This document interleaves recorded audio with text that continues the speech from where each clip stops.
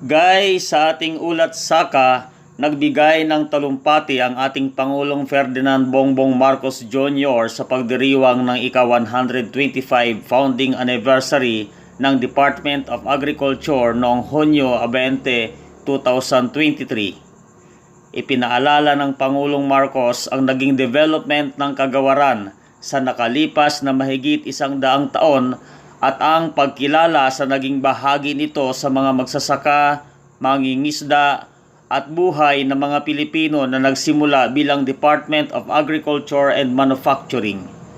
Kinilala niya rin ang mga manggagawa ng DA na nananatiling tapat na magbigay ng mahusay na serbisyo sa mga magsasaka at mangingisda upang sa huli ay makamit ang sustainable food supply para sa bansa.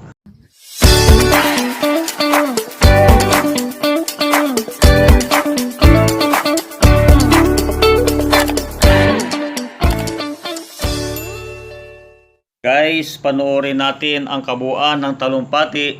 Pero bago yan, don't forget to subscribe and click the notification bell for more updates. Laban ng agrikultura dito sa Pilipinas.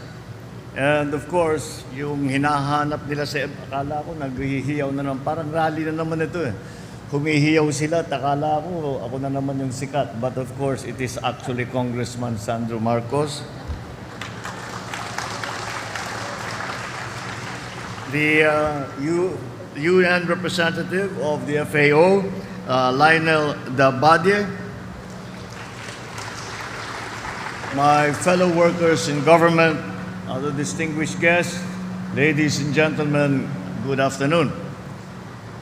It is with immense pride and honor, nakangiti lahat dahil may ulan, ano? Inaalala natin ng matagal kung anong mangyayari dun sa El Nino.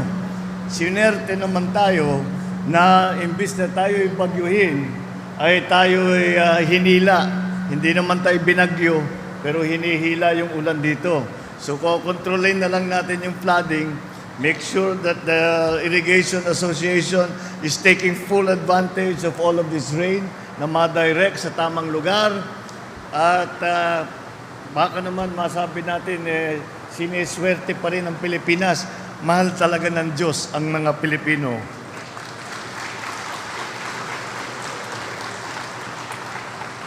It's with very great pride that I join all of you here today to commemorate the 125th founding anniversary of the Department of Agriculture. As we look back to the long and storied past of this institution, it is crucial that we remember that the development of the department over the past 125 years, and we must also recognize its impact on the lives of farmers, fisherfolk, and Filipino people. Starting as the Department of Agriculture and Manufacturing 125 years ago, the Department of Agriculture has seen the realization of many milestones, such as the implementation of the Masagana 99 program, which made the country self-sufficient and a rice exporting country. The implementation of the Agriculture, Fisheries and Modernization Act of 1997. This mobilized rural development and modernization of the country's agriculture and fisheries sector, and the promotion of urban agriculture to address concerns on food supply during COVID-19 pandemic.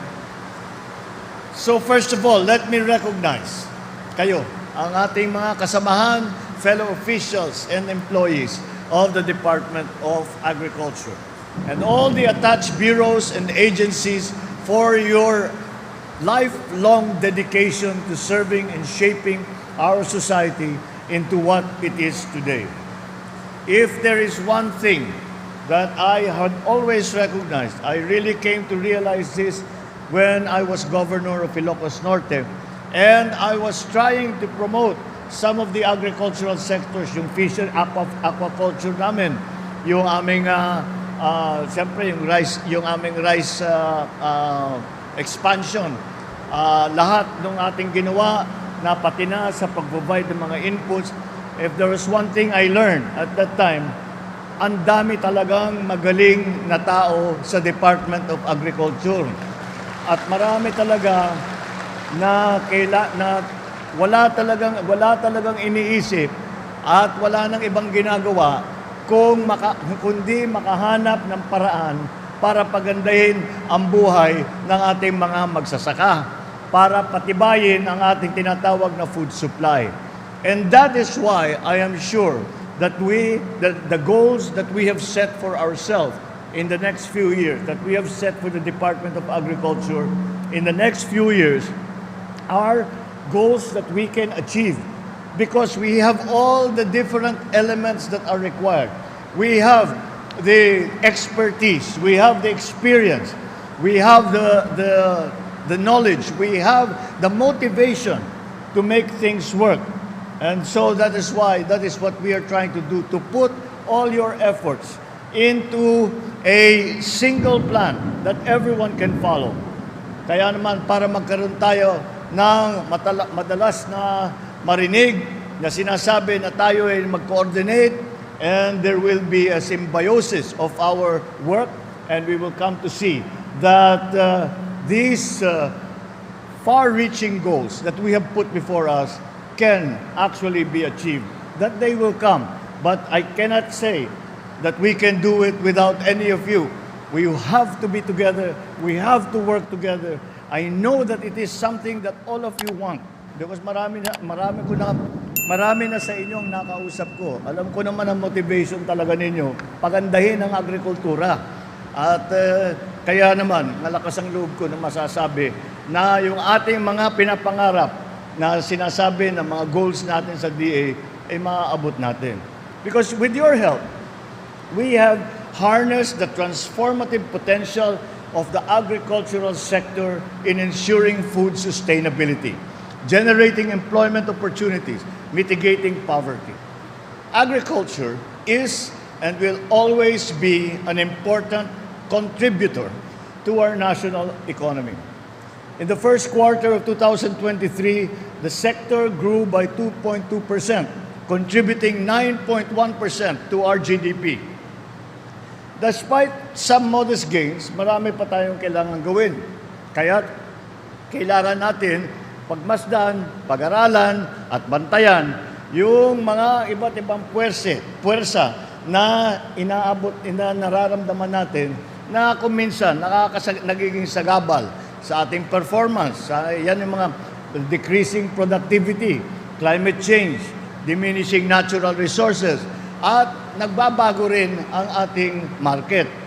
But through the years, the DA Panel program and projects have continuously provided farm inputs, credit assistance, equipment, machinery, production, and post-harvest facilities.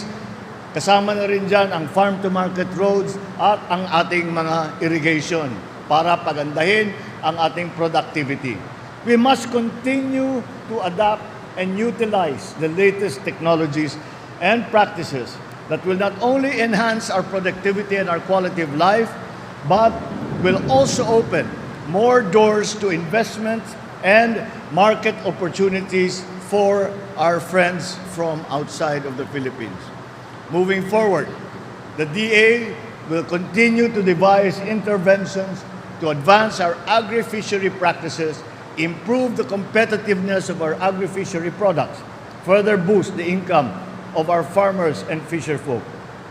In addition, we will expand access to our markets and related enterprises by enhancing our physical and our digital infrastructure, leveraging on private sector investments. As I have mentioned, there is still a great deal of work to do. But it is on this note, I enjoin each of you to continue to exert all efforts to address the concerns of our sector so that we can achieve the goals we have set for ourselves, our sector, and for our country. Let us continue to engage in collaborative dialogue with experts, researchers, rural workers to solve the roots of the lingering problems. Learn and adopt climate-resilient and cutting-edge agricultural technologies so that we can be prepared for prospective contingencies. Through this, we can motivate more people, especially younger Filipinos, to toil, to nourish our land and our seas, propelling the Philippines towards greater heights of security, prosperity, progress, and sustainability. So, as one department, let us continue to champion the well-being of our farmers, fisherfolk, and rural communities. Let us promote agricultural productivity and resilience while also maintaining environmental stability, and let us nurture inclusivity and pride in the noble work of feeding our people. We must realize how important the agri sector is to the Philippines, not only to our economy, but also to every single Filipino. We have all heard the issues of food supply, of food prices, of supply chain problems. And these are all of the things that we have to overcome if we are going to be able to say that the Department of Agriculture has achieved its ultimate goal in that we are able to provide to Filipinos all of the food supply, and isama na rin natin dyan, hindi na food supply lamang ang pinag-uusapan, that we are also able to provide the nutrition that we need to give to our people so we can say that the Philippines is a healthy country. Beyond that, beyond just the problems that we are facing in terms of providing adequate agricultural commodities to our people at the price that they can afford, is if you as you know, one of the great priorities of this administration is to pull out of the pandemic economy. And every analysis, kahit hindi magsasaka ang gagawa ng analysis, kahit na yung mga nasa bangko, kahit na yung mga World Bank, mga ADB, lagi nilang sinasabi, hindi aahon ang ekonomiya ninyo kung hindi gaganda ang agrikultura ninyo. Dahil lahat ng ating ginagawa sa ekonomiya ay pinagbabasihan ay ang matibay at masigla na agricultural sector. Ganun kahalaga ang trabaho ninyo. Ganun kaimportante, hindi lamang sa pagpakain ng tao, kung hindi sa pagpaahon ng Pilipinas pagkatapos ng pandemya. Let us always keep that in the back of our mind, so we will always remember that this work is not just something that you do because you cannot find another job, you cannot find another work. O sige, okay na lang, papasok tayo. Alalahanin natin lagi, napakalaki at napakahalagang bahagi ang ginagampanan ng agriculture sector, at ang pagpaganda ng agriculture sector ay kasama na yan, katumbas na yan ang pagpaganda sa Pilipinas. Kaya mabuhay ang kagawaran ng agrikultura, mabuhay tayong lahat. Maraming salamat sa inyo. Thank you, Mr. President.